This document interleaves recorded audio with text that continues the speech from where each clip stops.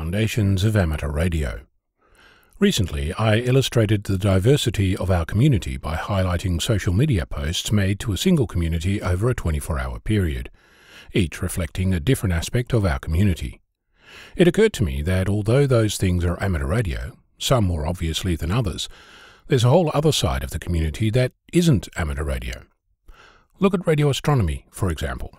One of my friends is an astronomer, and we've been having loads of fun learning from each other.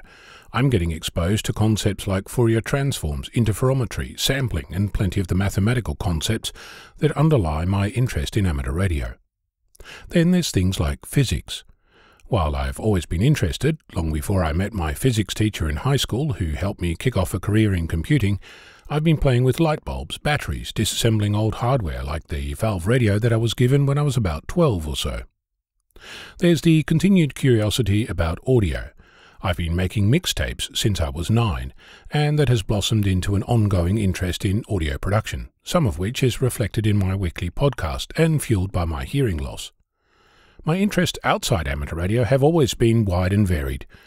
I've learned to fly an aeroplane, learned to navigate a sailboat, learned to drive a truck, installed satellite dishes in the bush and built a mobile satellite ground station, built software solutions for piggeries and bakeries, provided logistics for remote outback events, built vehicle-mounted GPS tracking and mapping solutions, and I continue to read articles as they come my way. What amateur radio has given me is a context, a framework, if you like, to bring together these wide-ranging fields and make them hang together. An obvious, though simple example, is learning the phonetic alphabet. In amateur radio, it's a given that you'll need to learn that so that you can effectively communicate using a poor signal path.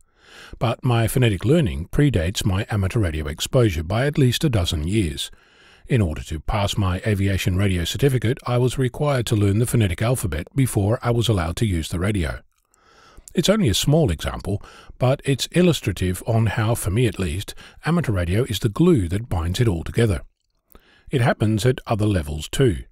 I've mentioned in the past that looking at a television antenna on the roof of any house before getting a license was a non-event. Today, I can't look without thinking about propagation, how the antenna is aligned, and if it's installed back to front or not.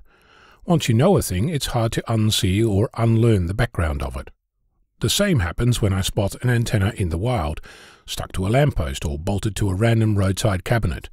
Previously, they would go unremarked. Today, I wonder what information they're transmitting or receiving, what band they're operating on, who owns the equipment, and what interference they might be causing or experiencing in their environment.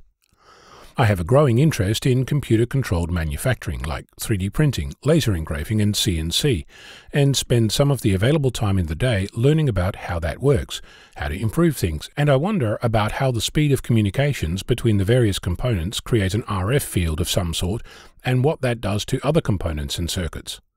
As a final experience, recently I had a medical procedure where there was a notice supplied with the logging hardware that specifically called out amateur radio as a source of electromagnetic radiation, and that I was required to refrain during the process due to a potential failure of the equipment.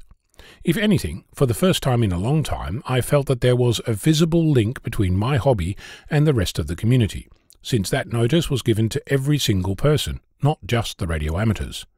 Some links between amateur radio and the rest of the world are visible, and some are not. What kinds of interactions between the hobby and society at large have you come across? I'm Ono, Victor Kilo 6, Foxtrot Lima, Alpha Bravo.